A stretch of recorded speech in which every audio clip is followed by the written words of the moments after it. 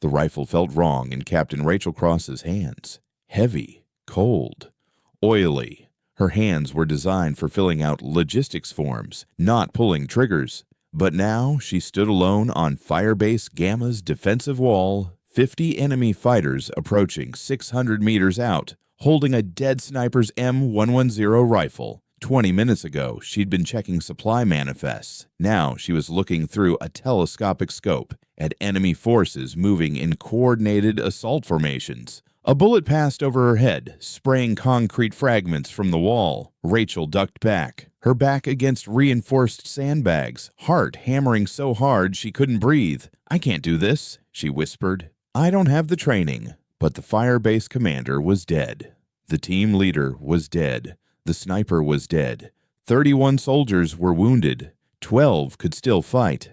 And Rachel Cross, logistics officer, supply chain specialist, someone with no combat role, was now the only person in the best position. Before we reveal what happened next, drop a comment telling us where you're watching from and subscribe. Because what happened next would turn a supply officer into a legend and prove that nobody, especially herself, knew who she really was. Captain Rachel Cross had managed to stay completely invisible for 16 months. 27 years old, perfect service record, 0 disciplinary issues, 0 rounds fired. She worked in the logistics unit, ammunition counts, supply manifest, convoy route optimization. She was the foundation of the military machine, but the kind nobody noticed. Exactly how she wanted it. Firebase Gamma was an isolated forward outpost in northern Helmand province. 135 soldiers, minimal infrastructure, a concrete and wire island standing alone in enemy territory. Rachel had arrived 6 months ago when the previous logistics officer died in a rotary wing accident. The mission was simple: manage supplies, coordinate convoys, keep the base alive. She carried a rifle because everyone did, but she'd never fired it once. She'd even had training, basic qualification, annual range time, but real combat? Never.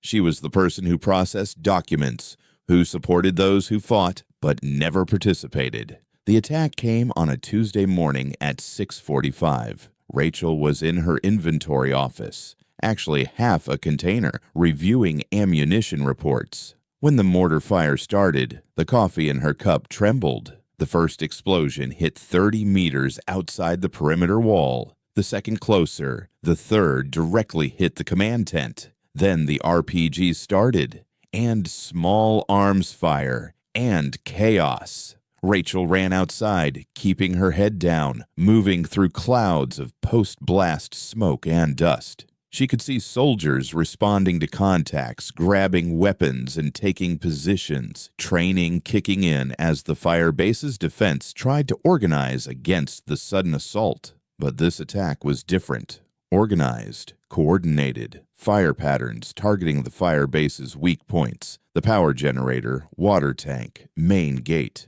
Cross, First Sergeant David Park, one of the Firebase's senior soldiers, shouted from behind a sandbag barrier.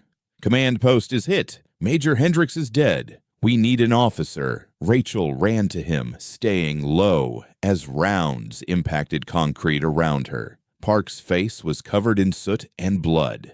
"We need radio contact," Park said, voice crisp and controlled.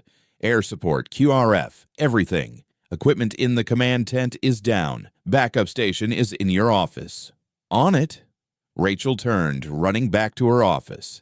The backup radio station, part of the emergency supplies she maintained, still worked. She found the encrypted frequency, initiated an emergency call for help. "Any station, this is Firebase Gamma. We are in heavy contact. Repeat, heavy contact. Requesting immediate QRF and air support." The responding voice came through low-frequency static. "Firebase Gamma, this is Tango 7. Your call is received. However, weather conditions are poor. Helicopters cannot fly. Ground convoy is minimum 90 minutes out. Can you hold position?" 90 minutes. Rachel looked out the window. On the eastern side of the perimeter, through the dust storm, she could see enemy fighters. At least 50, maybe more. approaching using coordinated fire and maneuver tactics. Firebase Gamma had 135 soldiers. She didn't know how many were still combat effective after the attack. But 90 minutes. That was a lifetime. Copy Tango 7, we'll hold. Out. She was lying. She had no idea if they could hold. The next 20 minutes were chaotic consolidation. She gathered logistics personnel, cooks, technicians, supply clerks, none trained for combat roles, and directed them to defensive positions. Most knew how to fire, but it was mostly theoretical. Tests and annual qualifications, not real war. Just like Rachel. The assault intensified. Mortar fire was now systematic, methodically tearing apart defenses. Small arms fire denser. Rachel could see RPGs being launched from positions near the Firebase walls. She returned to the command tent, now damaged but still partially functional. Park was there, trying to coordinate the defense, but the man was exhausted, fragmented, crushed under the weight of running an entire Firebase alone. "Casualty report," he said to Rachel. 23 killed in action, 32 wounded, Rachel read from manifests. She knew this data, always tracked supply and personnel numbers. 80 soldiers still combat effective, ammunition at 60%, water and medical supplies at critical levels. Park cursed. 80 people against minimum 50 fighters, and they're approaching. An explosion on the wall. Someone screamed in pain. "Our sniper's hit," someone shouted. "Sergeant Morrison in Tower 3 is hit." Park and Rachel locked eyes. The sniper, Sergeant Dylan Morrison from Wyoming, two-tour veteran, the Firebase's best shooter, was a critical part of the defense, the only position that could watch the eastern approach, target enemy leaders. Park checked via radio before sending someone else. No response. "Someone needs to get up there," Park said. "We can't abandon the position." "I'll go," Rachel found herself saying. Park looked at her. "You're a logistics officer." "Yes, sir, but I can get up there." "Pull Morrison back. Maybe hold the position." "Are you a sniper?" "No, sir." "Then why?" "Because everyone else is needed in defensive positions, sir. I manage radio and supplies. If Morrison's not coming back, I'm the least necessary." The painful truth, but accurate. Park hesitated, then nodded. "Go. But cross. If you need to hold that position, just hold it. Don't try to be a hero." Rachel ran toward Tower 3. Tower 3 was a concrete platform in the Firebase's southeast corner, 3 meters above the perimeter wall, clear line of sight over the eastern approach. It was also completely exposed, minimal protection, vulnerable to enemy fire. Rachel climbed the ladder, hands slipping on the railing. Bullets passed over her head. That familiar whistle she'd never heard in training, but would never forget now. When she reached the top, she found Sergeant Morrison on the ground, blood on his chest, eyes open but motionless, dead. And beside him, the M110 sniper rifle, telescopic scope, suppressor, bipod. Morrison's ammunition pouch full of .308 Winchester rounds. Rachel froze, looked at the rifle, at Morrison, at the battle below. She was a logistics officer, not a sniper, had no training, had never used an M110 even once. But the position was critical, and no one else was coming. "God forgive me," she whispered. She picked up the rifle. Morrison's position was perfect. Eastern approach, southern ridge, northern valley. Enemy movement visible from everywhere. The platform was reinforced with concrete, allowing a stable firing platform, and completely exposed, vulnerable to enemy fire from every direction. Rachel looked at the rifle, had no idea how to use it. No, wait, she had basic training, years ago. Basic marksmanship, breath control, trigger press, aiming. But this wasn't an M16. This was a precision weapon. A platform that could hit targets up to 600 meters, required wind calculations, range compensation, ballistic drop. She knew none of it. "Just try," she whispered to herself. She brought the rifle to the firing position as Morrison had set it up, placed the bipod on concrete, lay down behind it, looked through the telescopic scope. The world narrowed. 600 meters out, enemy fighters were approaching using a valley line, moving in coordination. At least 20, maybe 30. Rachel acquired the closest fighter, a man carrying a PKM machine gun in the reticle, shouldered the stock, breathed, fired. The recoil shocked her shoulder, much harder than an M16. The shot completely missed, 4 meters to the fighter's left. "Damn it," she muttered. She aimed again, adjusted slightly right, fired, missed. This time 3 meters high. The fighters were starting to notice, trying to find where the fire was coming from. Rachel fired a third time. Hit. The fighter fell, dropping the machine gun. Rachel froze. She'd just shot someone, a person, a real, living human being. She felt like vomiting. "Focus," she whispered. "They're trying to kill the Firebase. Focus." She moved to the next target.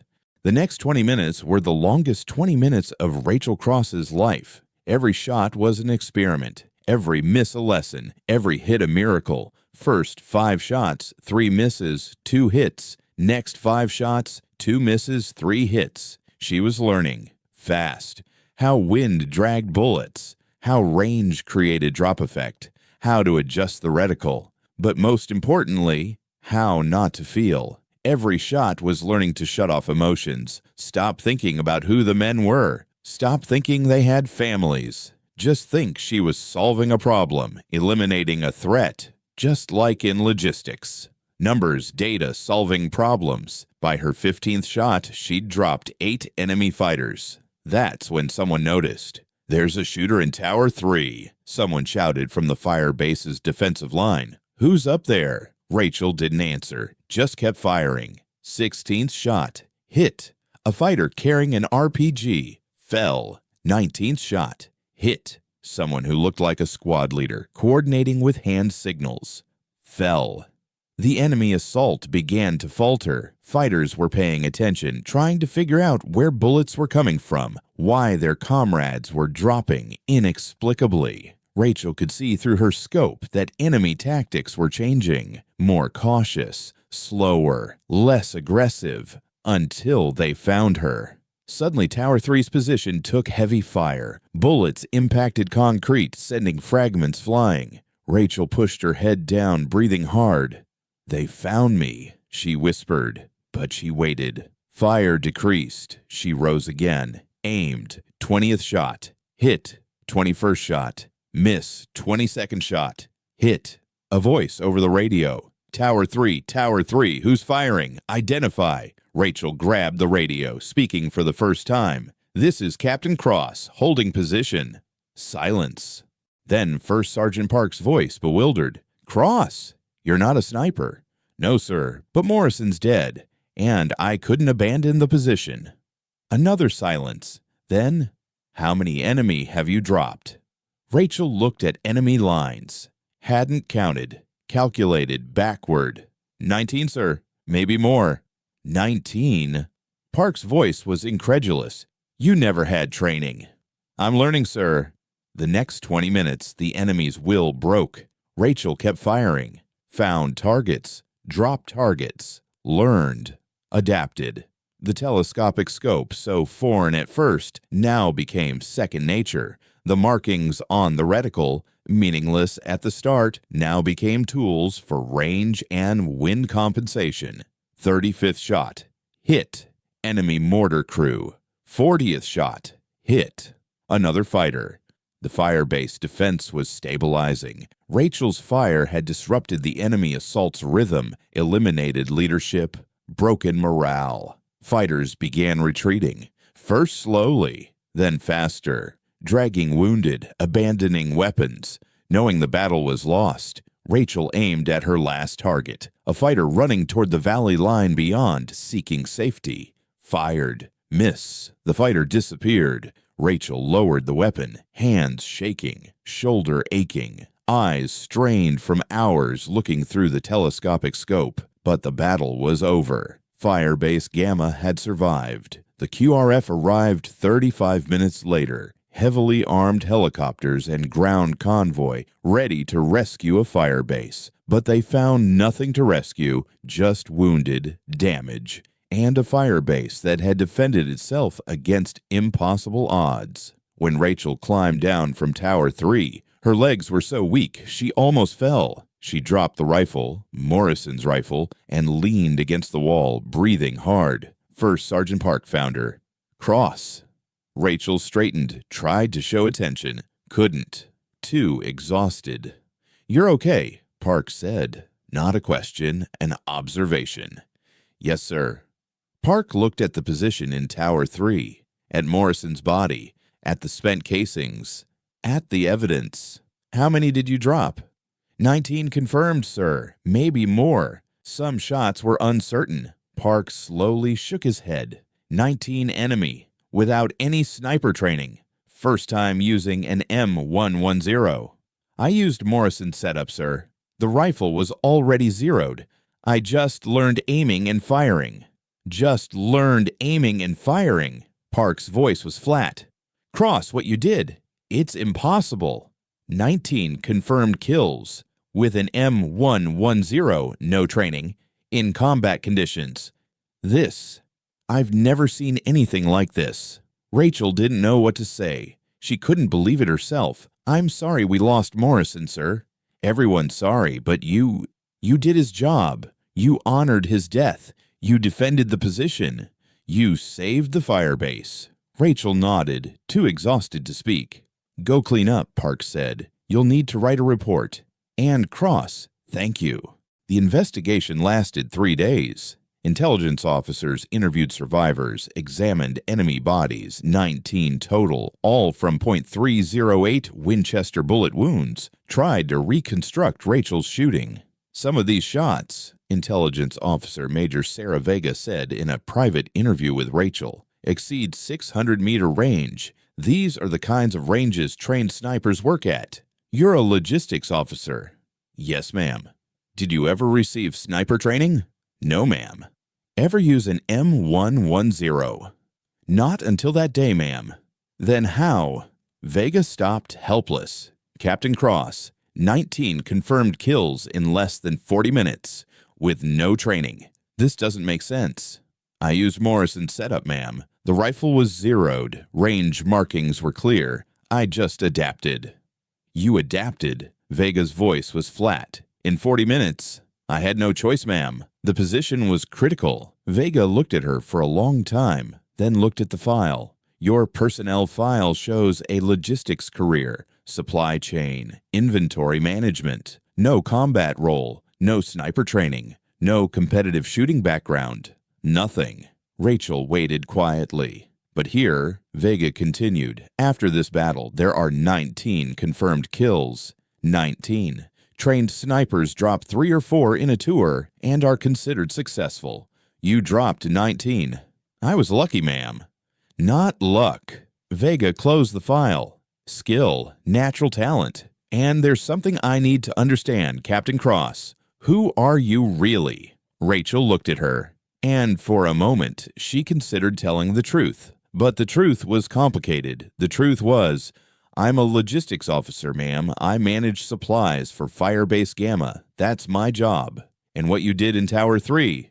What was necessary in an emergency, ma'am?" Vega nodded, unsatisfied, but wouldn't push.